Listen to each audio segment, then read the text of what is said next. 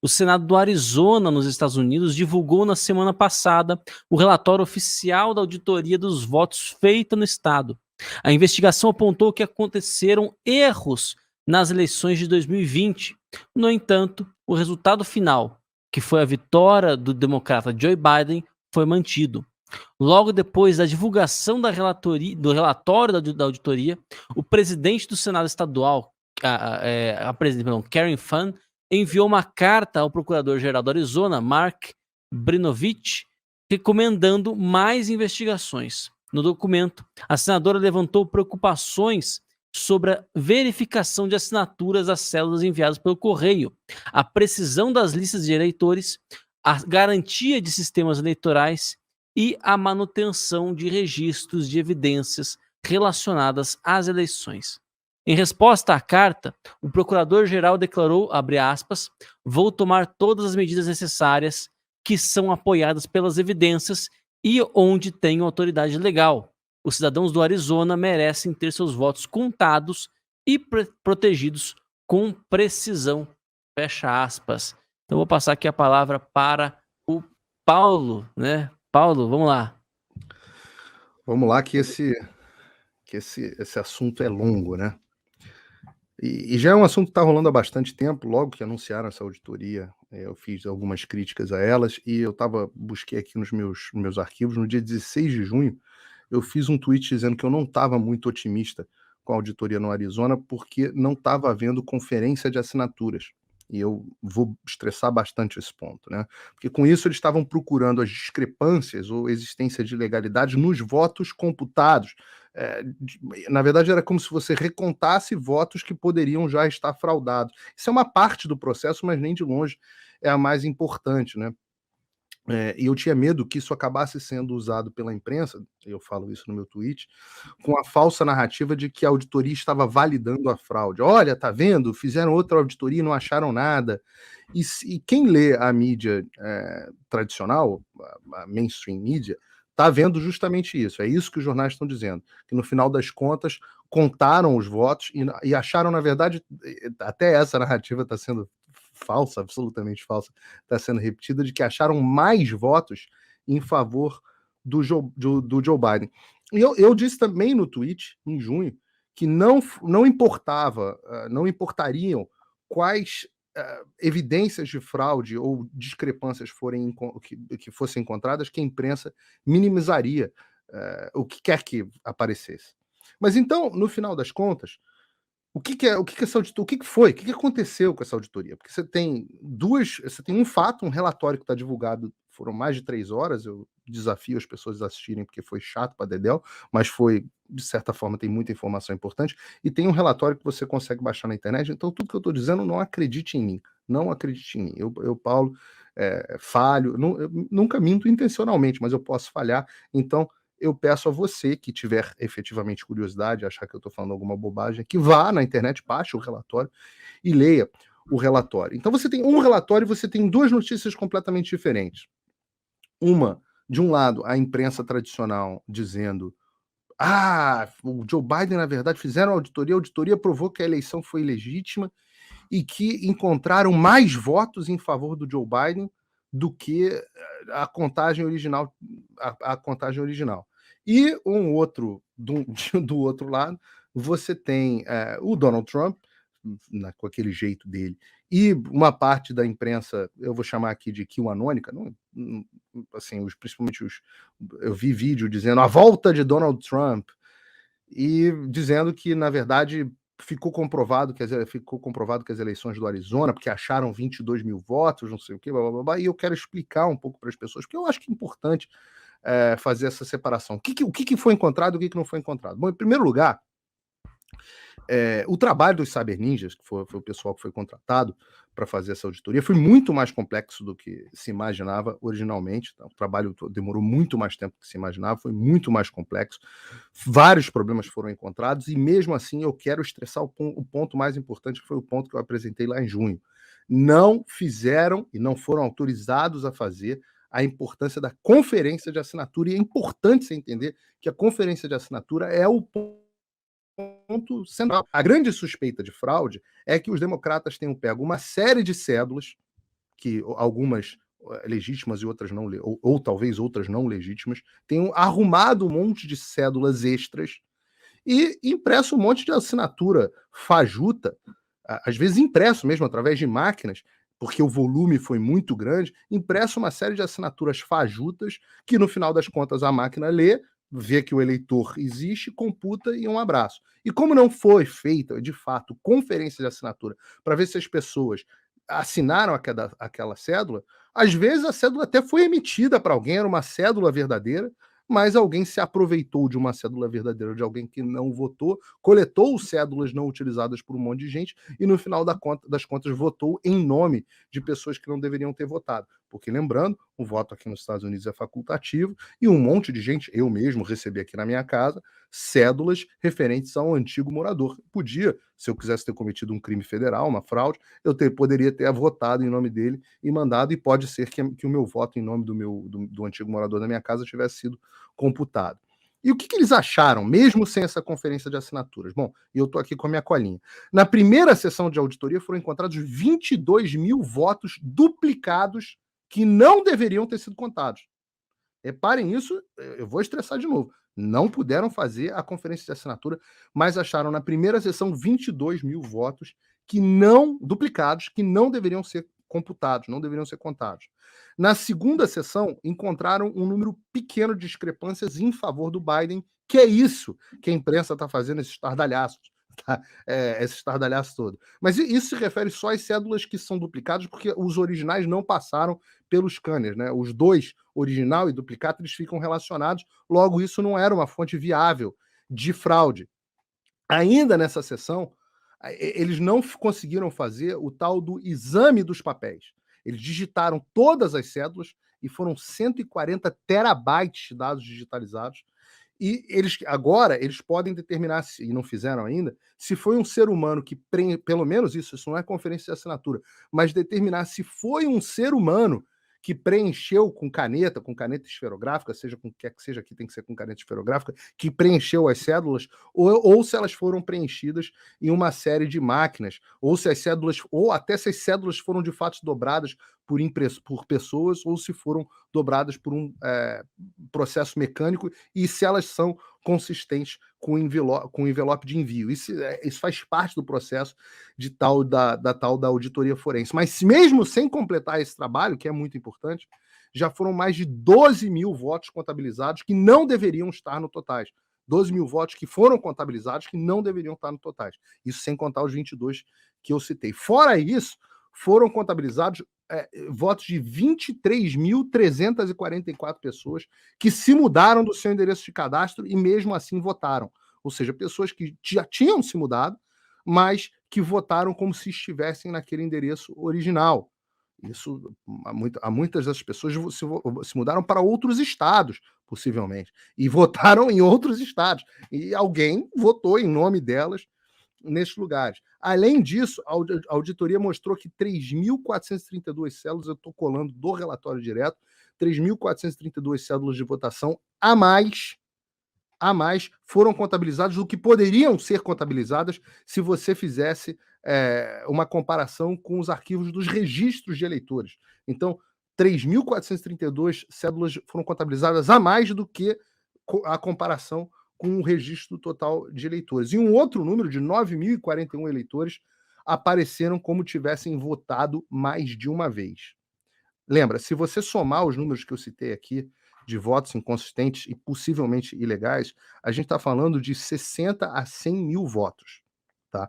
A diferença da eleição em favor do Joe Biden foi de 10.457 votos. O Biden teve 10.457 votos a mais contabilizados no Arizona, em favor, a mais que o Donald Trump. Né? Ou seja, a gente está falando de uma diferença que vai de 6 a 10 vezes a margem de vitória. E eu não terminei. Tá? Fora isso, eles identificaram uma série de absurdos no processo eleitoral em si. Eu estou falando de logs deletados, a gente que está no Brasil está com familiaridade sobre isso, porque Curiosamente, na história da fraude no processo eleitoral brasileiro, a gente também teve muito log deletado, né? A história do TSE e tudo mais, mas aqui foram mais de 300 logs deletados na véspera da entrega dos equipamentos. Na véspera das entregas dos equipamentos. Um monte de coisa que não foi entregue, que deveria ter sido entregue pelas autoridades eleitorais, ficaram devendo uma série de documentos que não puderam ser avaliados. Administradores dos equipamentos, porque a gente tem lá, né, a famosa polêmica envolvendo as máquinas da Dominion, administradores com senhas compartilhadas, software que não receberam o patch de segurança, antivírus defasados, máquinas que nunca deveriam ter se conectadas na internet, mas que, quando foram avaliar, encontraram registros de conexão à internet das máquinas, a parte eletrônica do processo, que, segundo as nossas autoridades no Brasil, né, o ministro Barroso, é maravilhosa, porque eu estou falando assim, teve uma zona danada na parte de papel, mas teve uma zona danada na parte dos votos eletrônicos também. Em suma, o processo eleitoral do Arizona foi absolutamente um lixo. Um lixo. Não há como ter. Isso é uma coisa séria. Independente se você é de esquerda, contra ou a favor do Trump, o relatório não deixa dúvidas de que o processo eleitoral foi uma zona e que não há confiabilidade nenhuma no processo eleitoral do Arizona. Numa eleição com uma margem tão pequena, isso é um descalabro. Agora, tudo que eu estou me referindo, de novo, está no relatório, é fato, tem um documento primário mostrando. Eu não tenho torcida da minha parte, eu tenho a minha posição, todo mundo sabe que eu sou simpatizante do presidente Donald Trump, mas eu apanhei pra caramba porque contrariei os QAnônicos e favoreci justamente o processo de apuração dos fatos. O relatório está na internet, as pessoas que querem baixar, baixem. E eu vou agora dar o outro lado da história, porque a gente tem que fazer uma análise isenta. Há possíveis explicações para muitos desses erros. Tem erros procedimentais que não tem como você consertar. Eles, por si só, tiram a confiabilidade do processo. Agora, para essas discrepâncias, há explicações possíveis? Há. Você tem algumas diferenças, por exemplo, nos endereços, podem ser diferença de bancos de dados, de comparação de bancos de dados. Pessoas podem ter se mudado e às vezes se mudam dentro do próprio condado, se muda de uma casa para outra e mesmo assim pode estar votando. Tem pessoas que se mudam porque vão para a faculdade, mas continuam votando lá. Alguns eleitores podem ter sido excluídos dos registros, que eu falei que tinha mais pessoas mais cédulas do que pessoas nos registros. Algumas pessoas podem ser excluídas dos registros por uma série de razões judiciais. As cédulas duplicadas, os eleitores que votaram mais de uma vez podem ter votado, alguns deles, ou todos eles, ou o que é que seja, podem ter votado porque tiveram algum problema nas suas cédulas.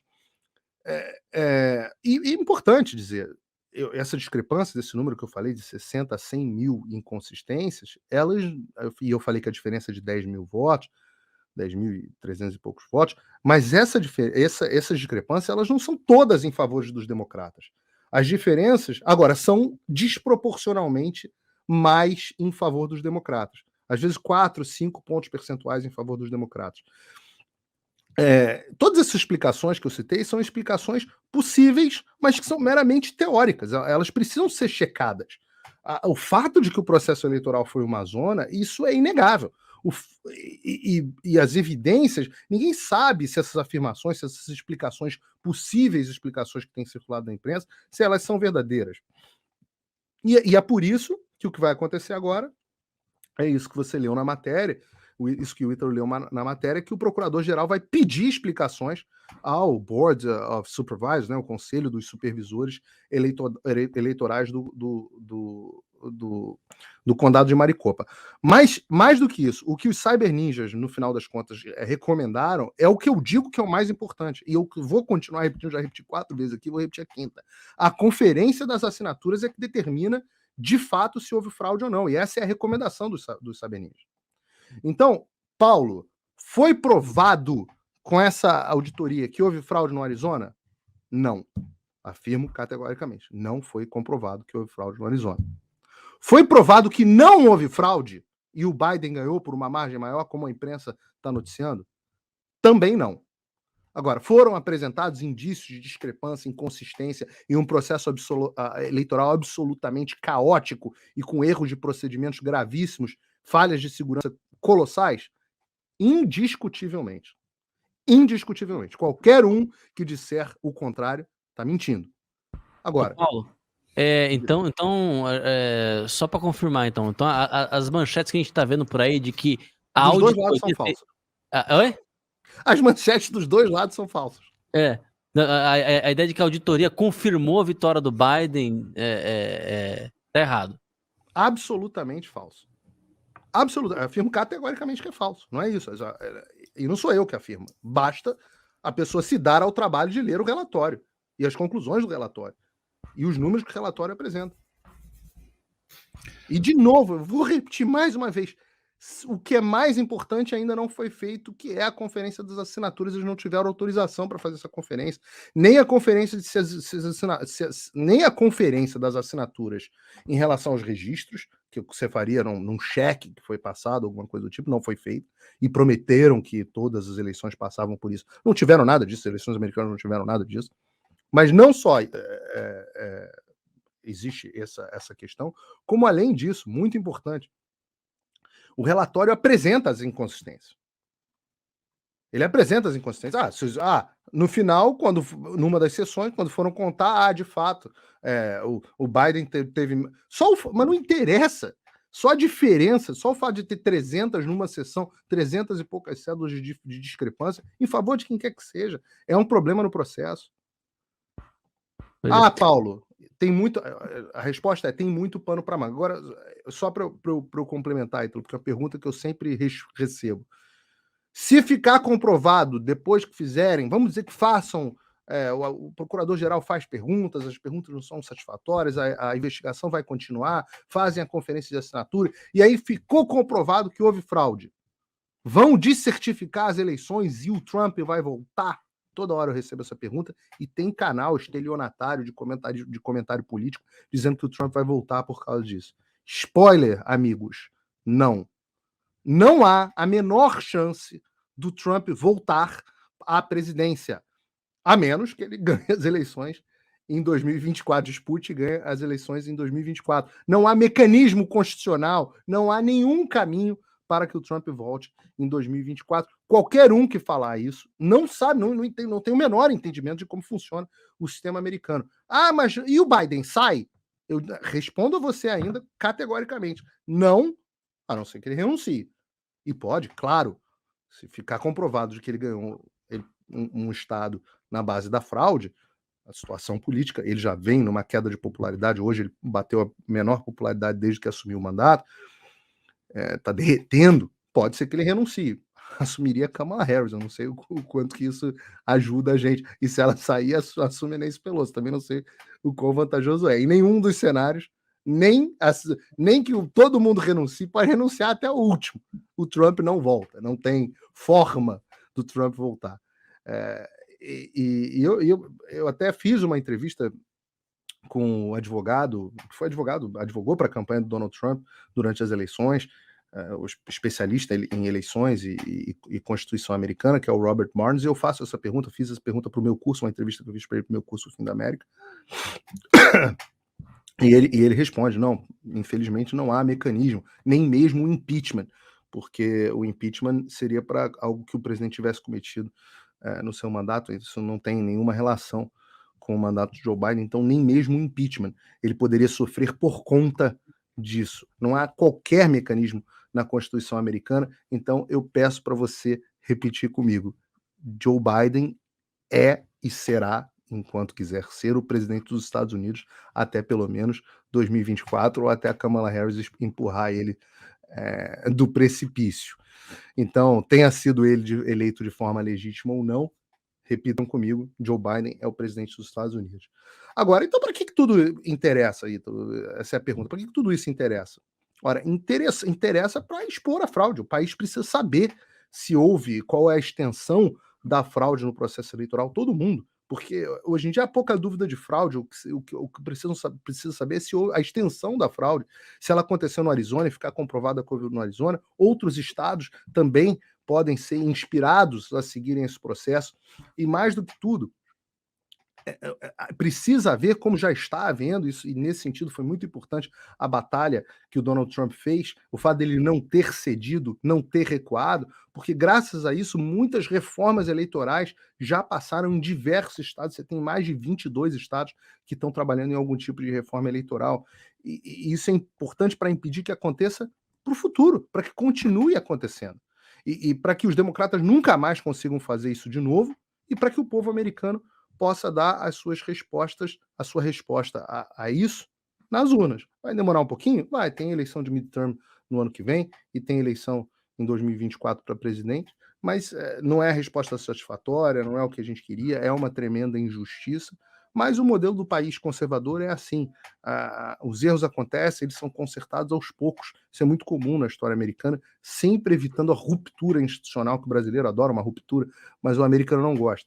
Ele mantém e é por isso que o país permanece de pé desde a Revolução Americana. Ele evita, vai fazendo o seu processo de aprimoramento, amadurecimento e mudanças institucionais sem ruptura. Eu sei que essa não é a resposta que muita gente gostaria de ouvir, mas é a verdade nua e crua. Você sabe, seu Sepúlveda, que é curioso, mas aqui no meu curso, no curso Fim da América, eu estou escrevendo um módulo especificamente falando do jornalismo americano, explicando a ascensão, né? O jornalismo americano é a nascença do jornalismo moderno no mundo inteiro, e também está sendo não sei qual é o posto de nascença, sei lá, a sentença de morte do restante do jornalismo mundial. E eu estou contando a história e tal, eu estou escrevendo o capítulo onde eu conto a história do jornalismo televisivo, e falo de como é que começou, etc. Falo da CNN e falo da Fox News. E aí eu estou escrevendo especificamente agora, estou debruçado em como foi a relação da Fox News com o Donald Trump. Porque é importante dizer, a Fox News nunca gostou do Donald Trump. Um pedaço da Fox News, a contragosto, o Murdoch e o Ailes, né, o Roger Ailes, que estavam lá. O Roger Ailes saiu no final, acabou no meio do mandato, no meio da campanha, ele saiu porque foi acusado de assédio sexual, um dos caras que construíram a Fox News. Mas eles meio que abraçaram o Trump no meio do caminho a contragosto. No início, a direção, os jornalistas, o pessoal da Fox News nunca gostou muito do Trump. E aí, nesse processo eleitoral, metade das pessoas abandonaram o Donald Trump, e você ficou com aquele núcleo ali, Sean Hannity, Tucker Carlson, Laura Ingraham, ali o pessoal do The Five menos um pouquinho, mas muita gente dentro da Fox News não gostava do Donald Trump. E eu entrevisto, também para o meu curso, eu entrevisto a Ivory Hacker, que é aquela repórter que ficou famosa porque escolheu a Fox News, fez parte do Projeto Veritas e falou que estava sendo censurada na Fox News, justamente, engraçado a gente falar isso, na semana que o Alexandre Garcia sai da CNN por ter falado de tratamento precoce, mas a Ivory Hacker, ela saiu justamente por causa do tema do tratamento precoce, que foi o que culminou com a saída dela na Fox. Eu pergunto a ela na entrevista pro meu curso, ela é uma das professoras convidadas, eu pergunto a ela sobre a Fox News, e ela fala: Paulo, tem uma guerra civil dentro da Fox News. As novas gerações têm horror, têm nojinho do Donald Trump. Os herdeiros do Rupert Murdoch, né, que foi quem fundou a Fox News, e hoje está dando bem menos as cartas lá porque está bem velhinho, ele tem horror. Alguns noticiários da Fox News hoje são aquele Neil Cavuto, não sei quem assiste aqui Fox News, eu assisto porque eu estou aqui, o cara é intragável, dá vontade de vomitar. Então, não é nenhuma surpresa tão grande que a Fox News tenha enfiado a faca nas costas do Donald Trump. Nunca gostaram dele de verdade. Agora, custou muito caro para a emissora. A audiência, a Fox News, que sempre teve mais do que o dobro da audiência da CNN, logo depois que o Donald Trump perdeu as eleições, a Fox News foi ultrapassada pela CNN, acredite se quiser, embora a audiência da CNN também tenha caído depois das eleições. Acho que valia a pena o Barroso e outros ouvirem isso, né? Que ficam garantindo que não há perigos. E nós vimos aí na exposição do próprio Paulo que também do logs apagados e outras coisas mais, nós vimos isso no Arizona. Seu Sepúlveda, a verdade é a seguinte: o mundo precisa aprender muito com o Brasil, rapaz. A Alemanha, essas civilizações são muito atrasadas. Estados Unidos. O que americano entende de informática? Né? Claro. Por um acaso, eles só inventaram toda informática. Só todas as empresas de tecnologia do mundo nasceram aqui, no Vale do Silício, ali. Mas tem muito que aprender com o Brasil. Afinal, a gente sabe que o Brasil tem várias empresas, grandes potências na área de informática, né? Por exemplo, tem aquela... Não, essa não. Mas tem aquela outra também que... Não, também não, né? Não, mas temos sumidades. Nós temos sumidades, como o Barroso, né? Exato. O Barroso é uma sumidade.